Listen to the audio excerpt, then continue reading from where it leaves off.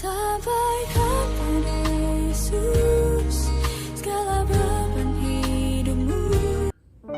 Shalom, selamat pagi Bapak Ibu Saudara yang saya kasihi di dalam nama Yesus Kristus.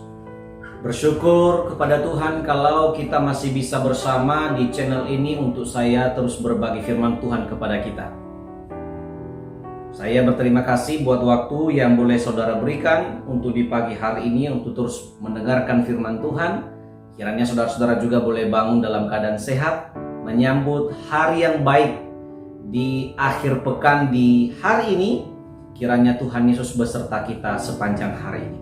Sebelum kita melakukan seluruh aktivitas kita satu hari ini, mari kembali kita merenungkan firman Tuhan di dalam Lukas pasal 14 ayat 34 dan 35. Firman Tuhan tertulis, garam memang baik, tetapi jika garam juga menjadi tawar, dengan apakah ia diasinkan? Tidak ada lagi gunanya baik untuk ladang maupun untuk pupuk, dan orang membuangnya saja. Siapa mempunyai telinga untuk mendengar, hendaklah ia mendengar. Amin. Firman Tuhan, saudara-saudara yang terkasih, kalau berbicara tentang garam, berarti pikiran kita sedang dibawa pada saat kita memasak. Setiap kita para ibu-ibu di rumah pasti sangat membutuhkan yang namanya garam. Karena garam sangat baik, sangat bagus sekali. Tanpa garam yang dikasih di setiap makanan ya, yang dimasak dengan air gitu, gulai dan sejenisnya apapun, tanpa garam mungkin itu makan terasa hambar dan tidak enak. Garam juga kalau berlebihan dikasih di sebuah makanan, di suatu makanan juga tidak baik. Bahkan kalau berlebihan garam dalam tubuh kita juga itu menjadi sebuah penyakit.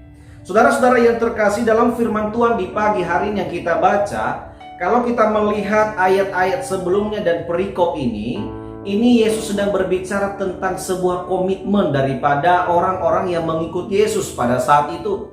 Ada banyak orang yang mengikutnya dan Yesus melihat tidak semua orang yang mengikutnya itu punya hati untuk mau menjadi murid Yesus yang sejati. Yesus memilih 12 murid dan diantaranya ternyata ada satu orang yang sebenarnya pada akhirnya jatuh ke dalam dosa. Dan barangkali juga ada orang-orang yang mengikuti Yesus pada saat itu adalah orang-orang yang hanya ingin mau menikmati mujizat Yesus dan tidak sungguh-sungguh ingin menerima Yesus sebagai Tuhan dan Juru Selamatnya. Dengan begitu, Yesus mengakhiri perkataannya kepada orang banyak dengan sebuah yang namanya garam. Dia berkata bahwa garam itu memang baik, tetapi jika garam tidak diasinkan, apalah gunanya? Saudara-saudara yang terkasih, hidup kita itu di hadapan Tuhan seperti garam. Hidup kita itu bisa berguna di hadapan Tuhan, bisa. Hidup kita juga bisa tidak berguna di hadapan Tuhan, bisa. Kapan kita berguna, saudara-saudara? Tentu kapan? Kalau kita mau berguna di hadapan Tuhan, maka kita perlu ada kesungguhan mengikuti Dia. Kita tidak hanya sungguh-sungguh mengikuti Dia kemana Dia pergi, tapi apapun konsekuensi di tengah-tengah pelayanan, di tengah-tengah pekerjaan Tuhan yang kita ikuti, yang kita jalani, itu kita harus setia, saudara-saudara. Maka dalam Injil yang lain dan dalam pasal yang lain, Yesus berkata, siapa yang setia pada perkara-perkara kecil, ia akan diberikan perkara-perkara besar, saudara-saudara. Barang siapa setia, dia akan mendapatkan mahkota kehidupan. Nah, jelas sekali bahwa kehidupan kita itu juga bisa berguna di hadapan Tuhan. Kapan? Di saat kita menjadi baik. Baik di dalam pelayanan, sungguh-sungguh ikut Tuhan. Tidak hanya di saat situasi senang, tapi di saat situasi sedang sulit, saat-saat memang sukar, di tengah-tengah hal yang baik yang kita lakukan, kita masih ikut Tuhan. Garam itu masih tetap berguna. Hidup ini masih tetap berguna. Tetapi jika pada akhirnya kita hanya di pertengahan jalan kita langsung menyerah, kita putus asa, kita tidak mau lanjut lagi ikut pelayanan, kita tidak mau lanjut lagi ikut Tuhan karena persoalan-persoalan yang menghimpit kita, yang menghimpit ekonomi, yang menghimpit keluarga, dan masih banyak beban saudara-saudara yang terkasih. tentunya kita tidak berguna di hadapan Tuhan. Lebih parah lagi kalau akhirnya kita menyalahkan Tuhan.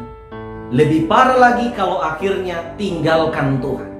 Maka hidup kita tidak akan berguna, sama seperti garam yang menjadi tawar tidak akan berguna jika ini yang terjadi tadi. Dan tentunya Yesus berkata tidak ada gunanya lagi baik untuk ladang maupun untuk pupuk, yang tentunya dibuang saja. Siapa punya telinga hendaklah mendengar. Saudara-saudara yang terkasih dalam nama Yesus Kristus, ini adalah sebuah perkataan keras dari Yesus Kristus. Bagaimana pada akhirnya penghakiman akan terjadi bagi setiap orang yang tidak berguna di hadapannya. Bagaimana pada akhirnya Tuhan akan menghakimi setiap mereka yang bermain-main di dalam jalannya Tuhan. Jalan yang Tuhan lewati adalah jalan Via Dolorosa, jalan penderitaan menuju jalan kemuliaan. Dan kita sebagai orang Kristen di dunia ini, kita sedang mengikut jalannya Tuhan. Kita sedang mengikuti apa yang dulunya Yesus alami dan kita mengikutinya. Saudara-saudara, bahkan kalau kita tidak serupa dengan Yesus mati di kayu salib, paling tidak beban persoalan yang semirip kayu salib Golgota itu pasti kita alami, saudara-saudara yang terkasih. Maka apakah kita tetap tidak mau berguna di hadapan Tuhan kalau kita hanya putus asa dan menyerah, kita tidak mau berlanjut dalam mengikut Tuhan? Tentu jangan. Orang Kristen tetap harus menjadi garam yang baik. Garam ternyata tidak hanya di makanan dibutuhkan, tetapi bisa juga digunakan dijadikan sebagai pupuk di ladang, di tanaman, saudara-saudara.